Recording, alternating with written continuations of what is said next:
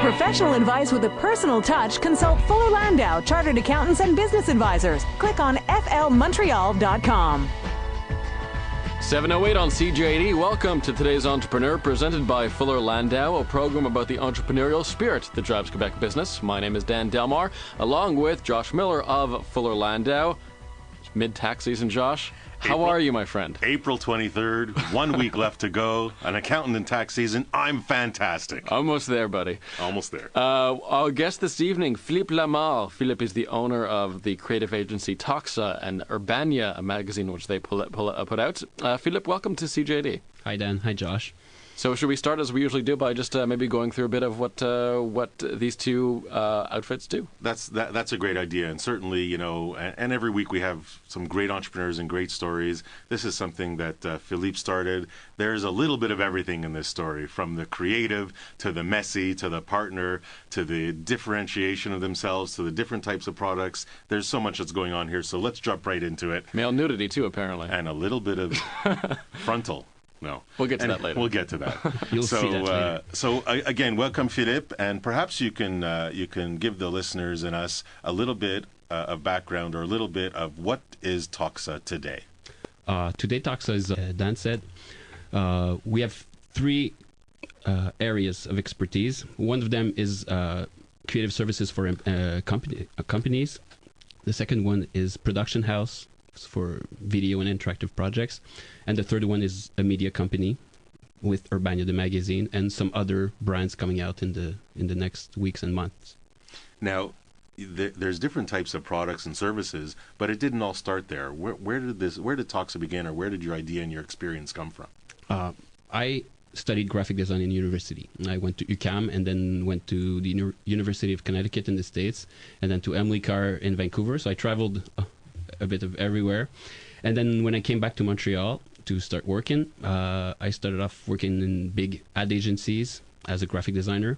After a few months, I became frustrated because I think deep inside of me, I'm a rebel. If you try to boss me, if you tell me to go left, I'll go right. And so after a few months, I got fired, and I realized that if I keep on doing that, I'll just keep on getting fired. And I just said, okay, let's start my own firm because I think I'm unbossable.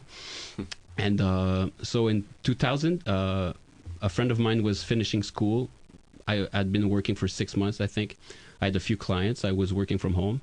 And we just said, okay, let's rent a space. Let's start a business. Let's go out in the wild. Now, how much planning was there? I mean, did you start with a business plan? Did you have any formal business education? Did you learn from parents or family or friends? How did you just jump right into it? Well, actually, my dad is an entrepreneur, so I had seen the lifestyle. But no, I was a graphic design student. My friend that I partnered with was always, I thought back then, was a good manager because he could live off with $10 for a few weeks. So I said, okay, let's partner with this guy and let's start up. So no, we just rented the space and went after clients, and we wrote a business plan as we started. So we wrote it as we went.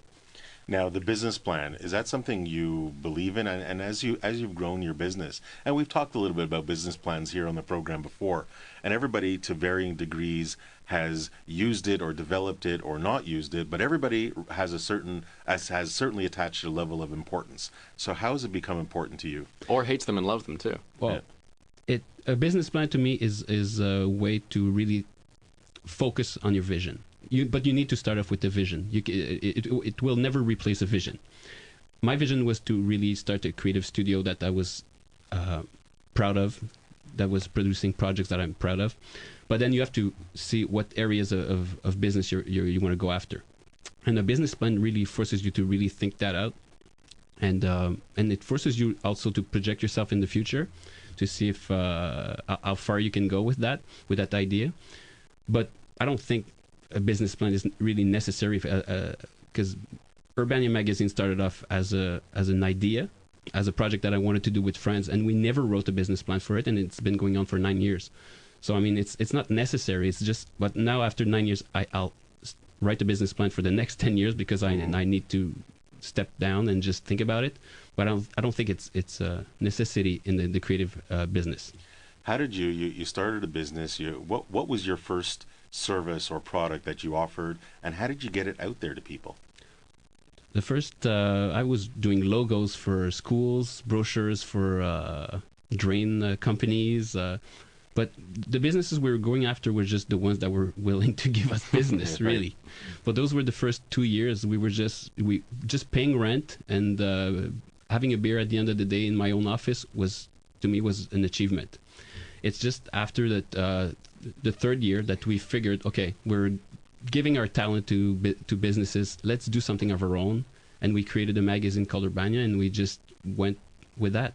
And to me, that was really my focus at that point, to really do my own project. And by doing my own magazine, it brought business in from clients that I dreamed of.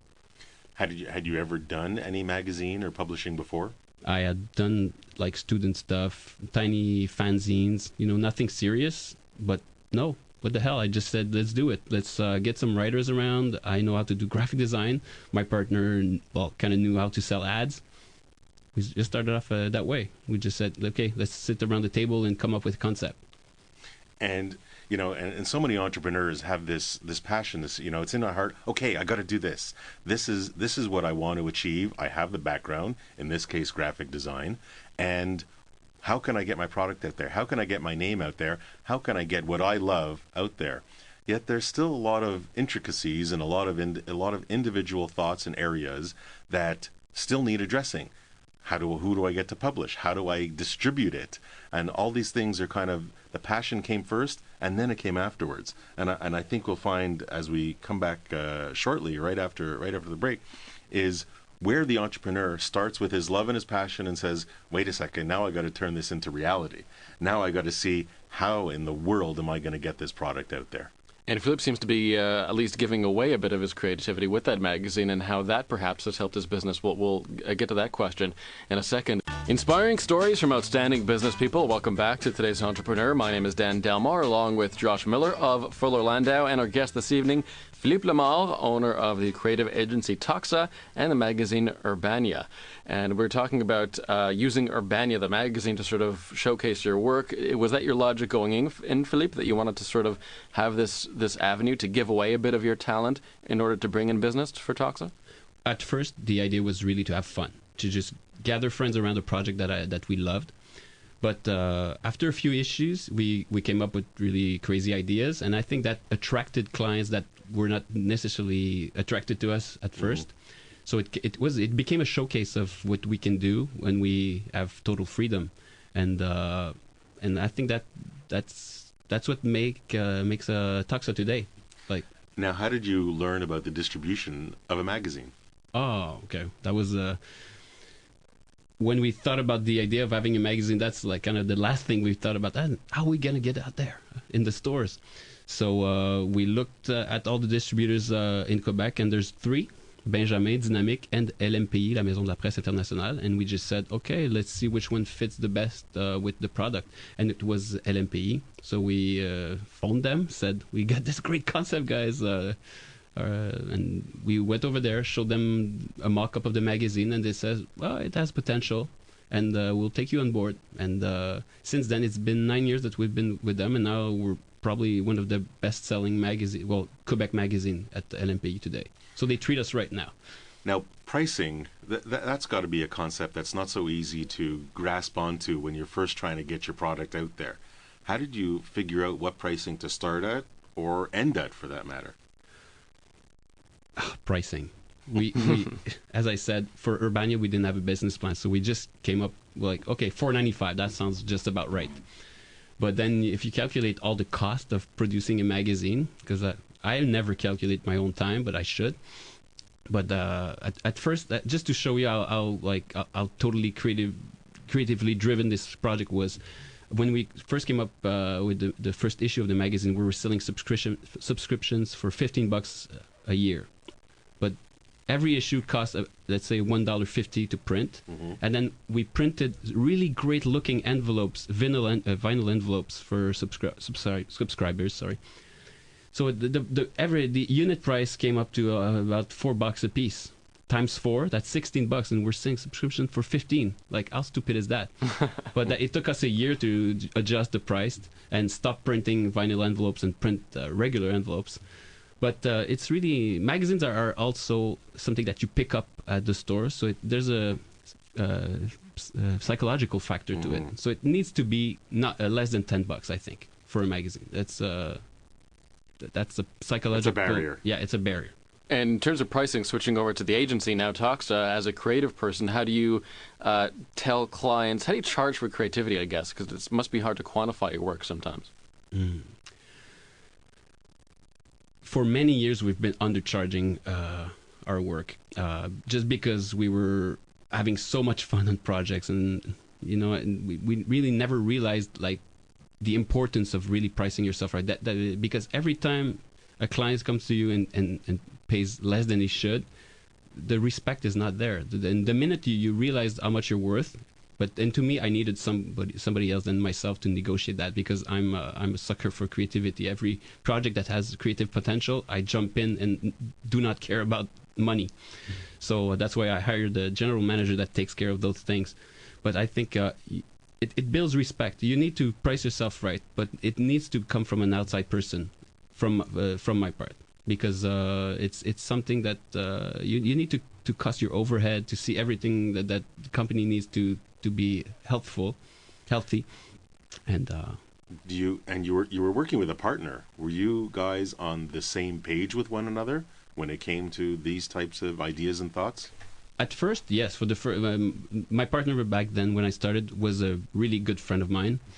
So when you start off, it's just two people. So you basically share everything that has to be done, 50-50. That's how you do it. But as the years went by and as the company grew, we kind of became like an old couple. We talked less and less, and frustration started to accumulate in each other's hearts. And at one point it blew up, because in 2008 we had just finished a great project of ourselves. Like our first TV series came out, and everything seemed great from the outside, but inside the company it was imploding, because my ex-partner and I were just not talking anymore, and not doing what we should do and really build a business.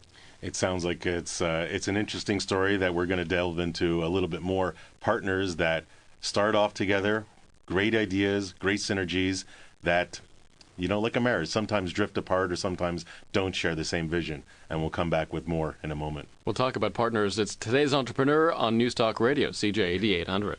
Welcome back to Today's Entrepreneur. Our guest is Philippe Lemar, owner of creative agency Toxa and the magazine Urbania. And Josh, we're talking about partnerships and when they go bad. And Philippe started talking, he was kind of zipping through it was good at the beginning, it was bad at the end. But I'm wondering, Philippe, if you can take a couple of steps back and kind of describe a little bit how it kind of fell down and maybe the selection process of a partner. Well, at first, when we started, the selection process was, this is a friend of mine. He's great. He's fun to hang out with. He's intelligent. Let's start a business together. It was really sudden love and just a desire to just start something with somebody you have fun with. But as the years went, I think it's just you need to write down on paper what your role is within the company, and that's something we never did, because it was like a silent agreement between us. And after, were your roles clear between you two? For the first few years, yes, they were, because I was taking care of the creative services and he was taking care of the managing of the business. But as we grew, as we had more and more employees, our roles kind of became a bit more blurred, because he was jumping in the creative part and I was not really jumping in the managing part. But I mean, our roles were just blurred. My partner didn't give out, stop doing the things he was not good at. And I think that became a frustration for him. And as the frustration grew, he started being resentful towards me, and same for me. So really like an old couple, you just accumulate frustrations, and at one point it blows. But the sad part is really that in 2007, we got this great contract with TV5, the TV station. They bought a TV show from us, something we had never done before. So we just started being a production house. We came up with this great series called Montréal en 12 yeux. We had this big website that accompanied the series. We won the Gemini Award for the series. at the end, we thought we were going to be rich, that we thought that this project was going to bring the company to Hollywood or something. But no, this project almost killed the company because we spent every dime we had, every cent we had in the project. And at the end of the project, we had forgotten that we had to develop new business. So this was a tough moment. And we'll come back to the financing in just a moment. But from a partnership aspect, did you have a partnership agreement or a shareholders agreement? Did you kind of, and it's difficult to foresee the negatives or the bad things that can happen. But is there something that you had in writing that helped with the end, helped with the final separation or divorce, if you will? We had a shareholders agreement we had done with a lawyer's friend of ours in 2000. But at the point of splitting, when we started negotiating the buying off of the shares, we couldn't find it anymore. We had lost it, or it was just hidden somewhere. We tried to negotiate a deal without, having to resort to the contract. So we got our way out. But if I would start a business today, I would write one and think about the worst. Just the same way any divorced person will say, you need a prenup. Mm-hmm. I think you need a prenup in business. And so the details, become extremely important. Is there anything that stands out of one or two items that you would absolutely include in there? As I said, the roles. What's your role in that business? Why are you guys sharing a business together? And what does that mean? And also there's things like death and all those things of life that you need to think ahead. What happens? You don't want to be stuck with the person's wife or husband. You didn't start a business with that person, so you need to think about those things. And just like any will, that people change from time to time, whether it's every year or every 10 years or 5 years, whatever it may be. Shareholders agreements, while they don't change so frequently, entrepreneurs have to realize that circumstances change, that people and the type of business changes, and that maybe something that was simple, that was written in Philippe's case 11 years ago or 12 years ago, might not really apply today. So the importance of a shareholders agreement to deal with that potential negative inevitable is hugely important. And when we come back, I'm more interested now to hear about the good projects, the TV projects, and how it was very financial difficult at times. Today's Entrepreneur with our guest Philippe Lamal continues in a moment. 7:33. Welcome back to Today's Entrepreneur, presented by Fuller Landau, a program about the entrepreneurial spirit that drives Quebec business. My name is Dan Delmar, along with Josh Miller of Fuller Landau, and our guest this evening, Philippe Lamal. He's the owner of a creative agency called Toxa and their magazine Urbania. And we're dealing a lot, Josh, with the negatives in the first half hour, but a lot of positives out of Philippe's story. And I think Philippe was just getting into it as he was diversifying their revenues and finding other sources. Perhaps, Philippe, you can fill us in on how you got into TV. When we started Urbania, we were putting out a magazine every 3 months.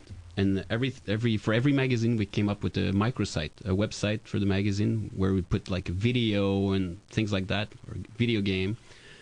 And Catherine Pogonat, who's a host of a show called Mange ta ville on RTV, saw what we were doing, and I did an interview with her on Radio-Canada, and I told her at the end of the interview, I'd like to do TV one day with Urbania.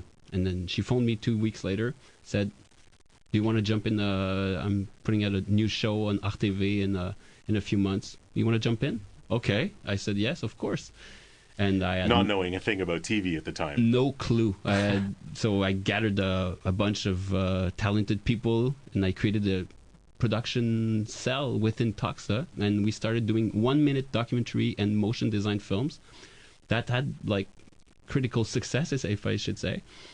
And people at TV5, the station, saw what we were doing. They thought it was fresh, and they said, we have a 30-minute slot open right now for a cultural show. Would you like to pitch us an idea? And we just gathered around the table once again and said, okay, what would we like to do for TV? And we came up with this concept, which was called Montréal en 12 yeux, so Montreal in 12 places, which is a way to look at our own city, but in a different way. It was really a way to go into like those places such as the Mont Royal or Club 281 with the male strippers, or Cité 2000 where the heavy metal bands go and repeat their tunes. So we did a documentary series about those places, and we fell in love with our city once again. And had financing also for an interactive experience called mtl12.com, where people could go and see not the TV show on the web, but really a totally different experience. So it was a crazy website.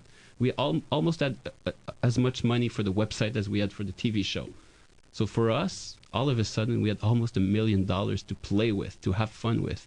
The greatest year of my life probably was 2007 because of that. Now, but was it difficult to manage? I mean, you were dealing with budgets that you might have not had, but you're also dealing with a certain level of expenses that you ultimately had to manage. And then, of course, there's life beyond TV. Yeah, exactly. But to us, the business grew from 8 people to 30 that year. We just went crazy. We hired a bunch of people. We hired the best people that were available. And yes, at the end of the year, we were just, okay, we kept everybody on board, which was a stupid decision. Instead of being like all the production houses, you hire people for your project, and at the end of the project, you just say thanks, and we'll call you back when you have a new project. But just as people that we fell in love with everyone, we just thought we had this great thing going for us. And it was a slap in the face. After 6 months, I realized that we were losing money, and we had to do something. And that was a tough moment. Now, what about financing? Financing for these projects or for anything, did you have difficulty getting it? Was it self-financed? How did you stay afloat with all the big expenses that were going? Oh, well, I never borrowed any money from the banks. But when you do a TV project specifically, there's something called in French financement intérimaire, interim financing that you can get. But we had some help. When we got this project, we partnered with Cirrus Communication, established production house. And they taught us how to do production. And for us, it was like kind of a ladder. It was a quick education in movie production. When you finished the TV production, what was next? Were you, before the last break, saying we concentrated so much on this new product or service that we didn't really remember to think about what was next? Yeah, we forgot to develop new business. For 6 months, our administrative employee at the time said, you guys should develop new business because in July you're going to be broke. And we were like, yeah, things will come. That's as an entrepreneur, I'm an optimist. I always think things are going to work out. And that's what I tell myself every morning, when I wake up. And no, in December of that year, we were minus 100,000 in the bank, just realizing that the boat was not drifting but falling apart, and we had to do something. So we fired a few people. We kept the right ones. We had to refocus the business. We brought an outside consultant within the business to help us structure the business, and but it took us a year, and we went back afloat. Do you find it difficult to work on current projects, to put your heart into current projects, and at the same time develop business in the future? No, now it's a reflex that I've developed, and I enjoy it. Actually, just thinking like a year ahead to me now is a pleasure. Before it was like I was living for the moment only. But after a while, you just realize maybe having kids to me was a really defining moment, because I have to have some security. I have to be stable. But also, the business is almost like a family. If you're not stable, you can't grow. You can't grow it, and you need to nurture it. And to me, developing new business is a way to secure the next few years. So to me, it feels good now. As you were going through the good times, the tough times, did you have a type of mentor or confidant or somebody you could rely on to either bounce ideas off of or get any kind of ideas out of them? Well, my dad, of course, is somebody that I go to when I need an advice. But I have a few people within the business world that can help me if I need to. But really, it's the outside consultant really helped me go through that bad phase that we had. What I always ask around people, I don't have one mentor, but I have many people for different aspects. If for the creative part, I have maybe Frédéric Metz, who used to be a teacher at UQAM, that I can go to if I need some help. Or on the production side, José Vallée at Cirrus is really, she has experience in the production world, so she helps me a lot. So I handpick my advices, and I go to the people and I just ask them a blunt question: what should I do? You were talking a lot about talent before, where you when you first got on the TV show and the program, you brought in a lot of talent. You're talking about a few of your mentors that are in the industry.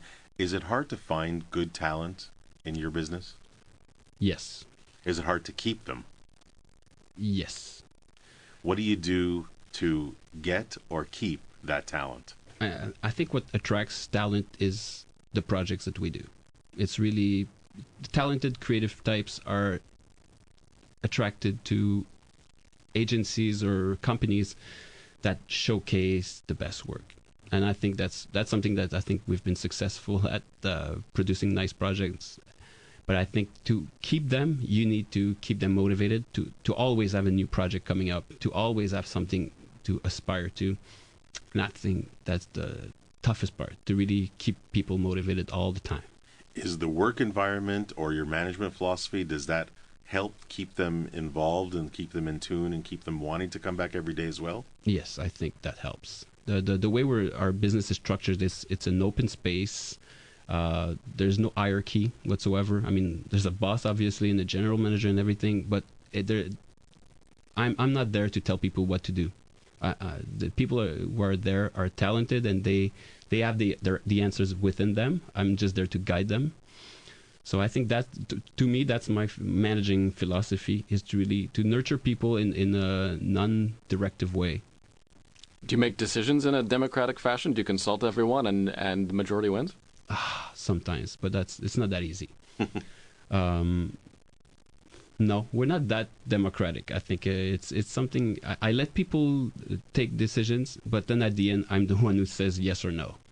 Well, at the end of the day, the buck stops there, and you have the responsibility of making sure this company does stay afloat and does grow. Exactly, and it's I'm carrying the weight on my shoulders, and sometimes I need to take the tough decisions, and it's the role of an entrepreneur to. Now you're part of a creative agency. How do you get the word out there? What do you do for marketing? How do you make sure that Toxa is top of mind for people? You're always as good as your last project. I would say for us, which is fun with the Urbania magazine, is that we come out with the magazine every 3 months. So we're in people's minds every 3 months.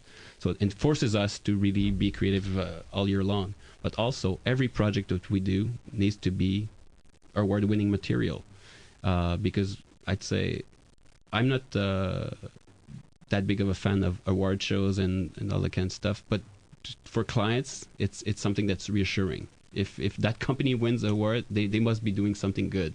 So that's one way to do marketing.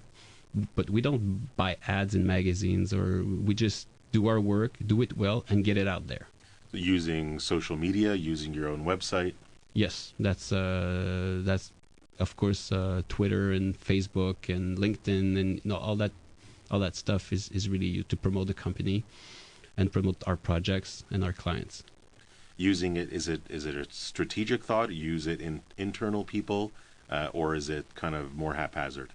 No, it's strategic. The way we use our Twitter account for Toxa, it's we have someone that's almost fully dedicated to doing that all day long. So looking at projects that are going on in other agencies, other countries, and just it's like a veille. In French we say it's when strategic veille. It's just looking at the great projects that are being done everywhere, and that way we showcase that we're always looking at that type of great work, and it to us it's a strategic approach.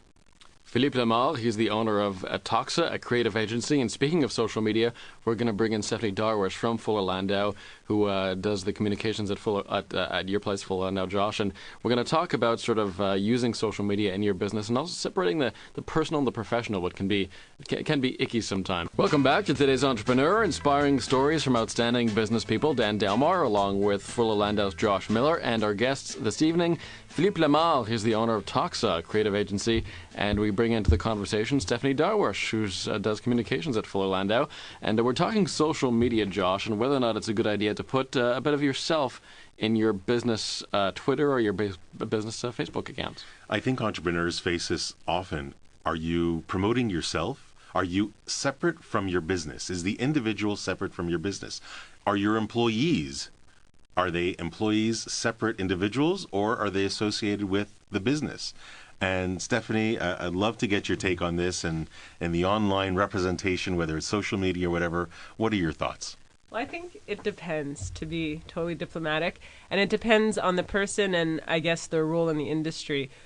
For me, in my head, in my role, I separate myself. I have a Fuller Landau Twitter account that is used primarily or only for Fuller Landau, and I have my Twitter account, Steph Darwish, that sometimes, if something's interesting, like sometimes we tweet some business news that's interesting, so I'll retweet it from my personal account.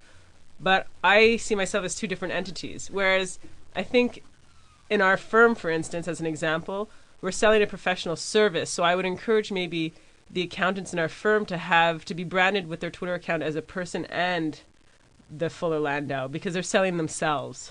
Now, for entrepreneurs always wanting to get their business out there, you would think that they might not want to separate themselves from the business, because as much as they can get the name of their company or their business or their product or their service out there, that's what they want to achieve. So is it, would it be even right or good for them to separate themselves from their business?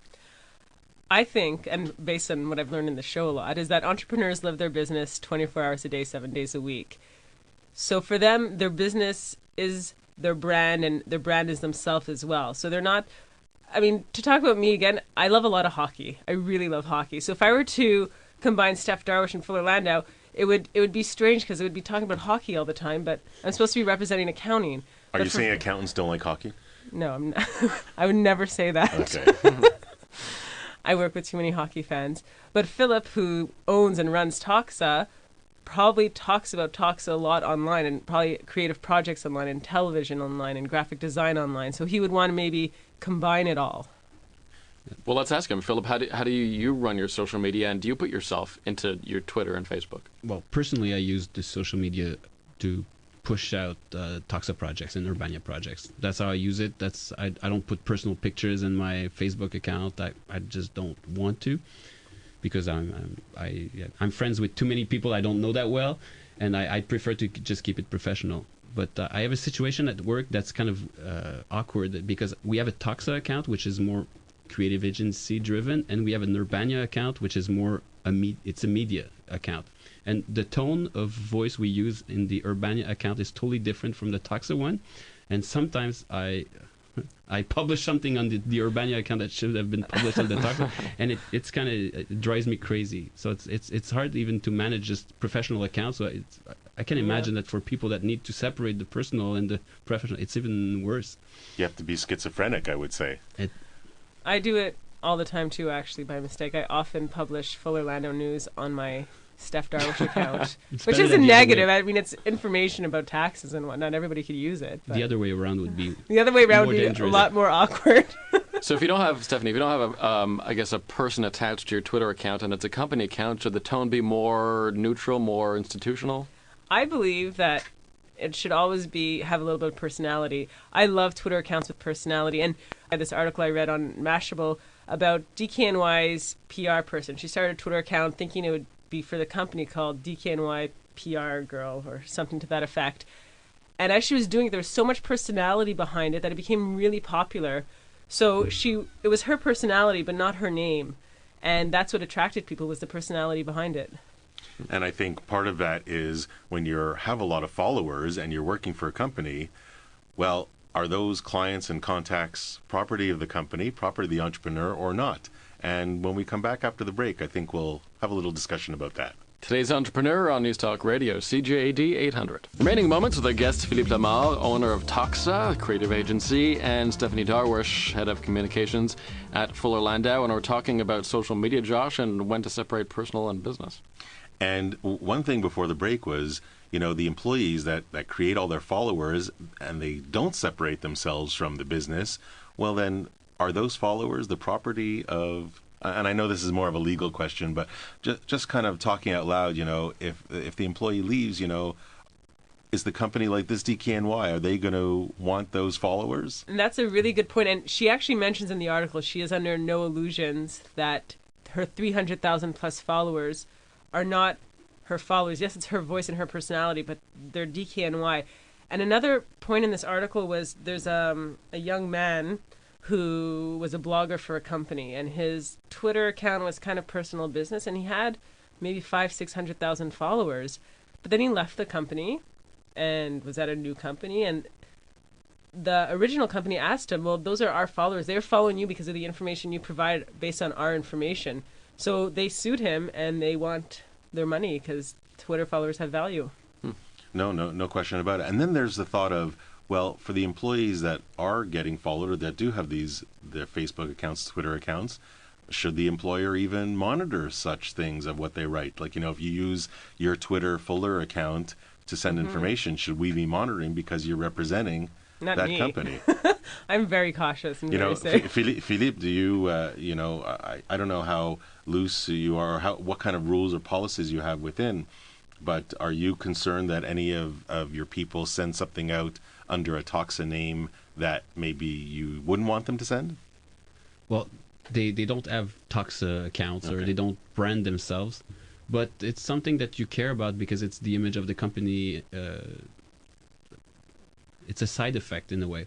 I had an employee recently who had public pictures of her with guns, just like in a gun show. What do we?